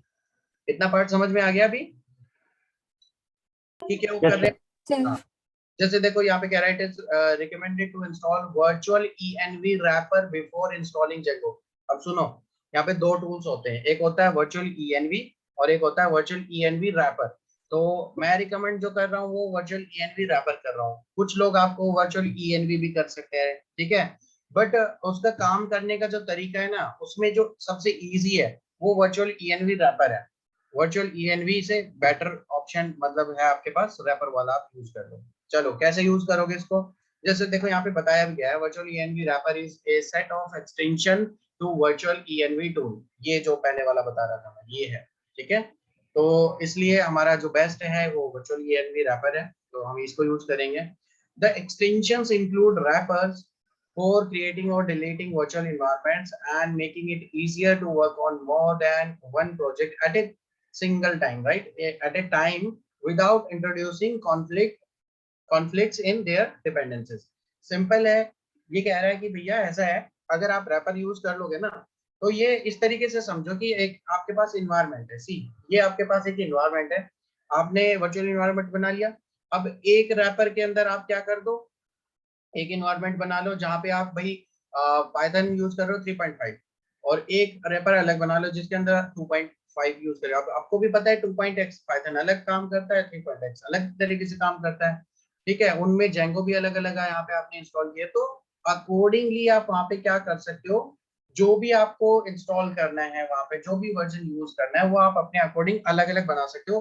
वो एक दूसरे के साथ कॉन्फ्लिक्ट नहीं करेंगे, उन्हें कोई लेना देना नहीं होगा। मतलब ये समझ लो रैप करके आपने एक रख दिया अपना एक प्रोजेक्ट, वो बस उतने ही पार्ट में रहेगा, उससे बाहर नहीं निकलेगा।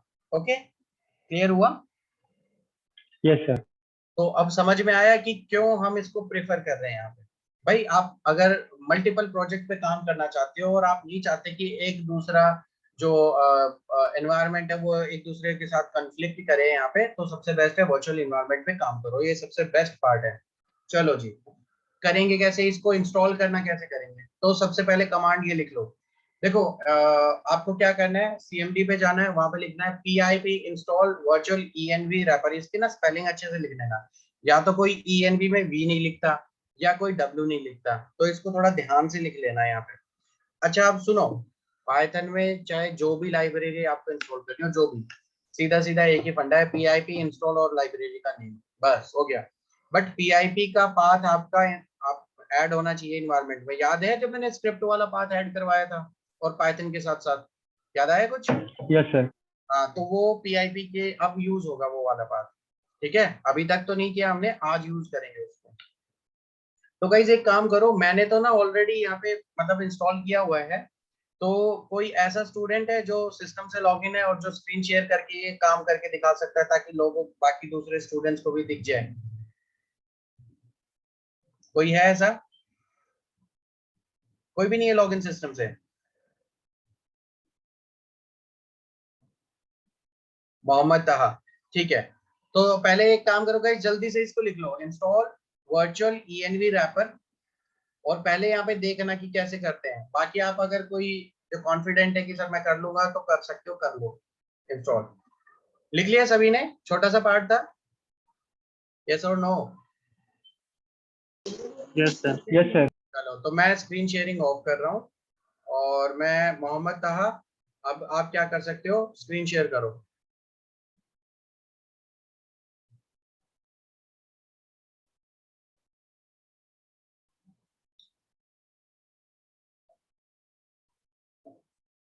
ठीक है, तो एक काम करो, सबसे पहले उस फोल्डर के अंदर जाओ जहां पे आप काम करते हो, अपना जो जितना भी काम करते हो ना, उस फोल्डर के अंदर जाओ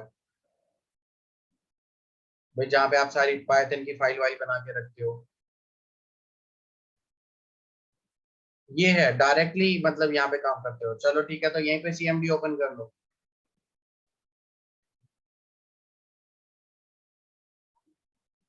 देखो इसकी जरूरत नहीं थी, हम डायरेक्टली सीएमडी के थ्रू भी कर सकते थे काम, बट मैं आपको हैबिट इसलिए डाल रहा हूँ, कभी भी जब भी आपको काम करना हो, जिस पे भी काम करना हो, तो अपने उस पहले पर्टिकुलर फोल्डर का इसको मैक्सिमाइज कर दो।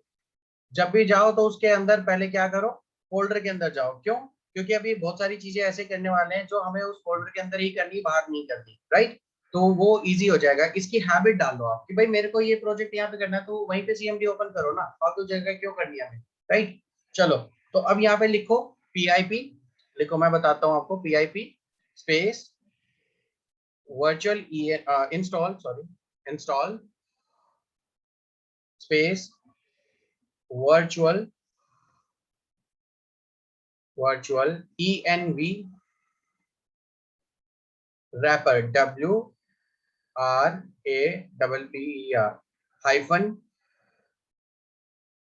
हाइफन अंडरस्कोर नहीं हाइफन, हाँ विन। अच्छा ये विन लिखते हैं, ये विंडोज के लिए है। अगर आप लिनक्स यूजर हो या यूनिक्स यूजर हो तो आपको विन लिखने की जरूरत नहीं, हाइफन विन मत लिखना वहां पे, बस सिर्फ रैपर तक लिख देना। एंटर करो।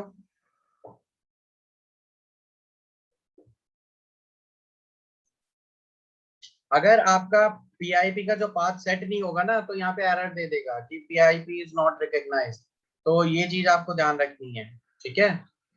तो ये काफी टाइम ले रहा है, क्या हुआ?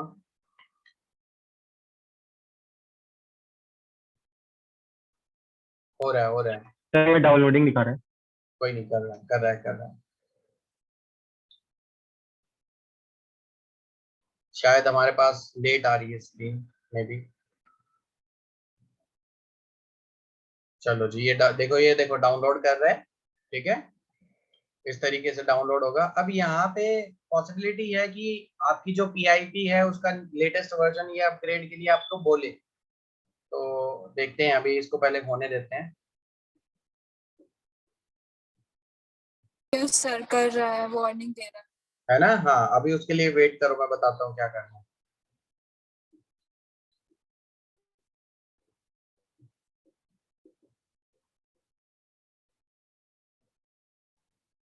बहुत स्लो चल रहा है, मतलब इंटरनेट काफी स्लो है क्या आपका?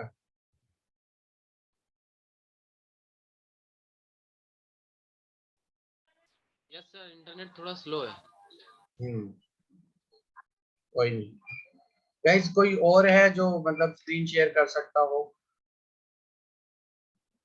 शिवांकित, चलो ठीक है। मोहम्मद, थैंक यू, आप इसको कर लो, स्क्रीन शेयरिंग ऑफ कर देता हूँ आपकी, ठीक है। हाँ जी, क्या नाम है? शिवांकित, करो, शेयर करो स्क्रीन। तो पहले पूछा तब कहाँ थे?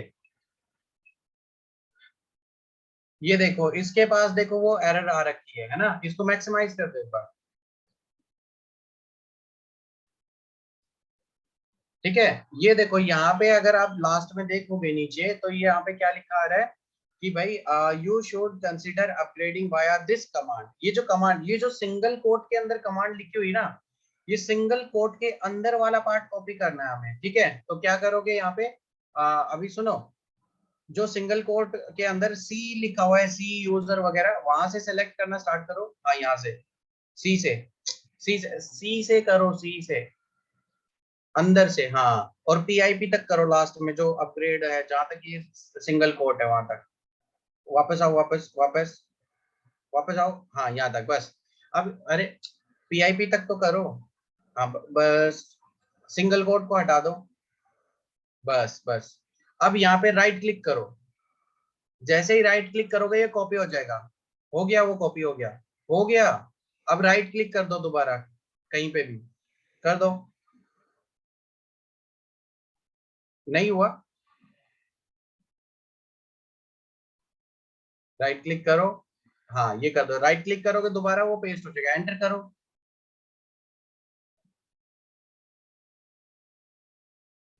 एंटर कर दो। अब ये अपग्रेड हो जाएगी इसके। अगर ये आप करना चाहो तो कर सकते हो, मतलब कोई आपको जोर जबरदस्ती नहीं कर रहा है कि भैया आपको अपग्रेड करनी ही करनी है, बट अगर आप चाहो तो कर सकते हो इस तरीके से, ठीक है। तो ये तरीका हमारे पास होता है। तो देखो इसने क्या किया, ये कह रहा है कि अनइंस्टॉल कर दिए 21.1 वाली जो है, और 2.3 अभी यहाँ पे क्या कर दिया इसने, इंस्टॉल कर दिया। वेरी गुड, ये हो गया। अब ये पार्ट तो मेरा हो गया जी, किस तरीके से हमें इंस्टॉल करना है हमारा वर्चुअल ENV रैपर, और कैसे अपग्रेड करना है अगर कोई अपग्रेड का यहाँ पे ऑप्शन आता है तो ये ना खुद ही आपको कमांड बता देता है कि भाई ये कमांड यूज कर लो वहां पे सिंगल कोट के अंदर। तो उसको थोड़ा ध्यान से पढ़ लिया करो कभी कभी कि क्या लिखा है, क्या कहना चाह रहा है ये, ठीक है। एक काम करो, CLS कर दो, इसको क्लीन कर दो सारे को, और मैं नेक्स्ट पार्ट आपको बताता हूँ, उसको नोट डाउन करना। फिर मैं आपसे फिर स्क्रीन शेयर करवाऊंगा थोड़ी देर में, और कुछ मत करना अब यहाँ पे। तो गाइस ये वाला पार्ट तो हमारा हो गया, अपग्रेड भी करना है वो भी कर लिया हमने। अब नेक्स्ट पार्ट आता है कि हम अपना वर्चुअल इन्वायरमेंट बनाएं कैसे। तो उसके लिए है लिखो create virtual environment for Django और कमांड लिखो mk virtual env। अब सुनो, एग्जीक्यूट कोई नहीं करेगा। अब मैं कुछ चीजें बताऊंगा आपको यहाँ पे, ठीक है? तो एग्जीक्यूट मत करना, सिर्फ नोट डाउन करना। तो यहाँ पे लिखो mk मतलब मेक, वर्चुअल env मतलब वर्चुअल एनवायरनमेंट, स्पेस नेम। अब यहाँ पे मुझे नेम रखना है, ठीक है? कोई भी नाम दे सकते हैं हम उसको वर्चुअल एनवायरनमेंट को, बट अभी आपको एग्जीक्यूट नहीं करना है। आप सिर्फ पहले कमांड लिखो mk virtual env नेम। लिख लिया? इतना ही लिखना है बस। अभी लिख लिया सभी ने? Yes sir. ठीक है, तो मैं अभी स्क्रीन शेयरिंग ऑफ कर रहा हूँ। शिवांकित शेयर करो।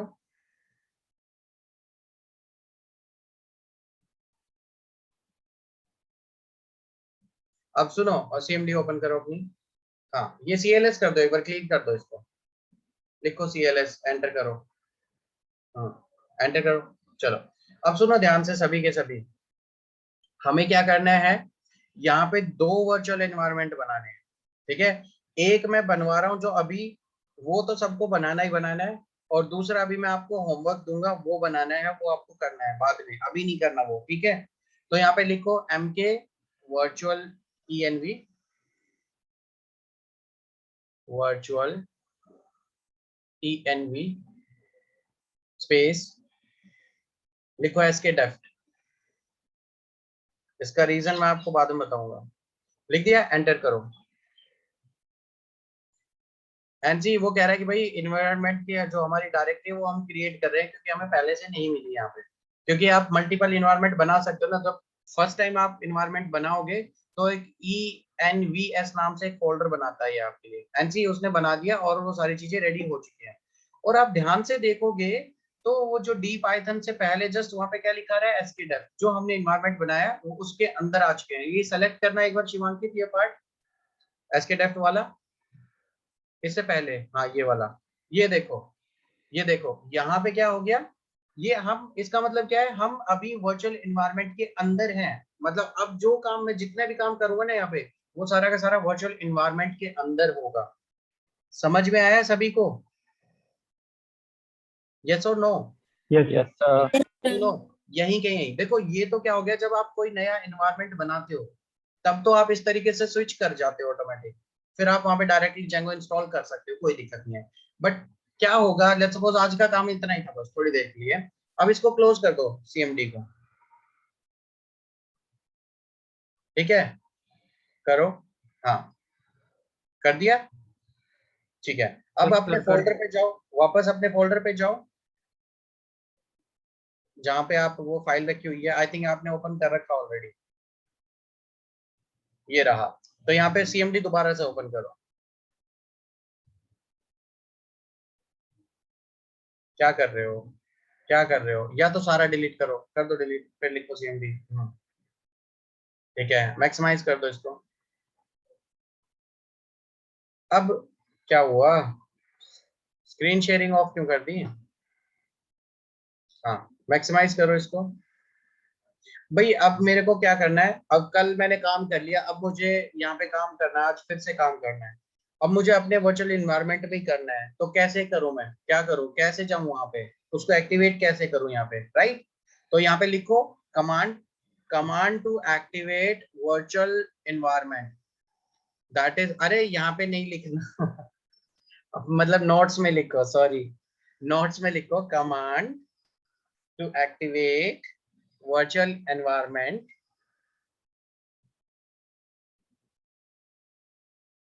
लिखा?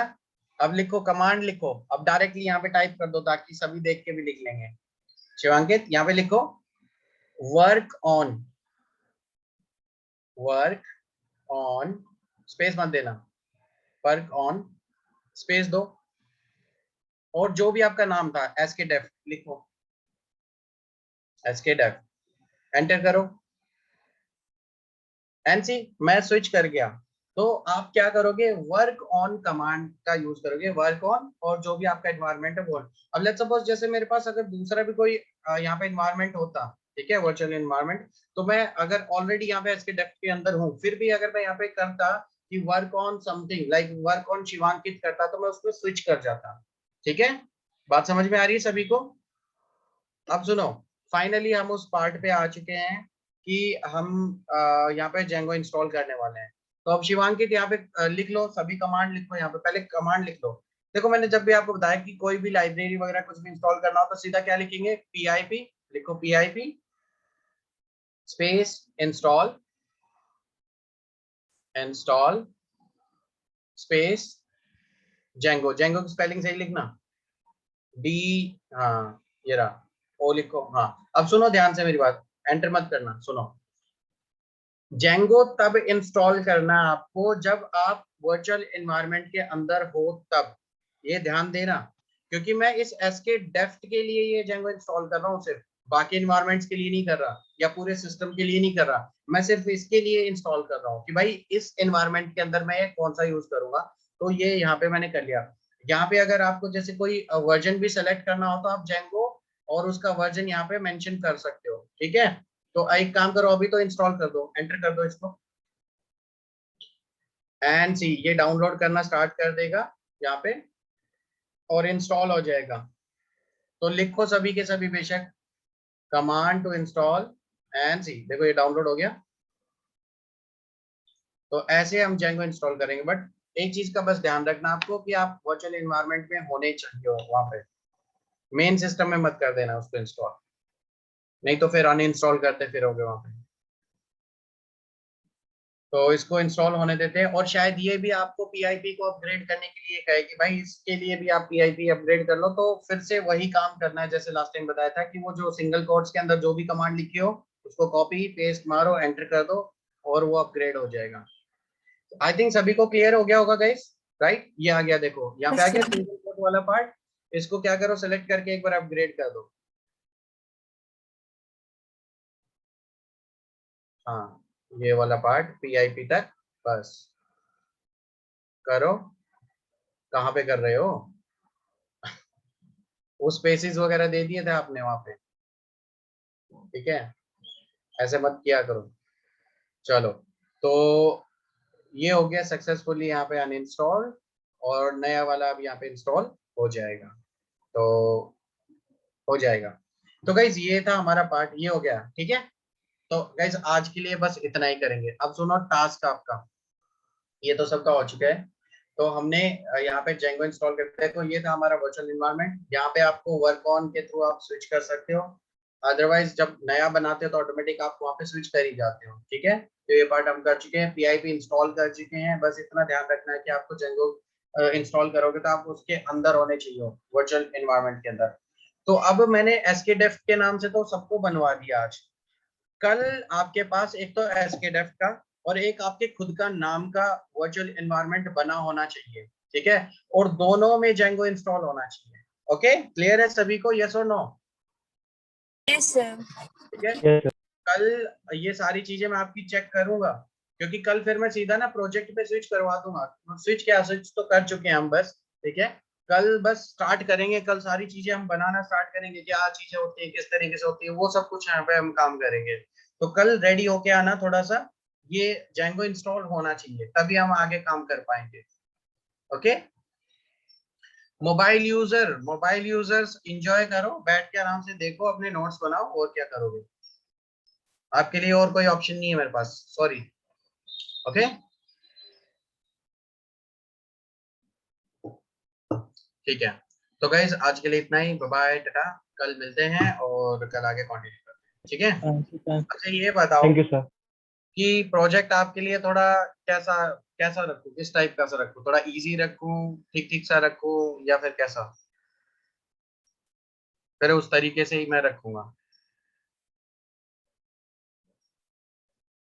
कोई नहीं Sir, बोल रहा, medium. मीडियम सर सा अच्छा रखूं। रखिए। चलो सर ठीक है, वीडियो का लेवल का रखिए सर। चलो ठीक है, मैं अब अपने हिसाब से रखूंगा, समझ गया मैं। चलो बाय।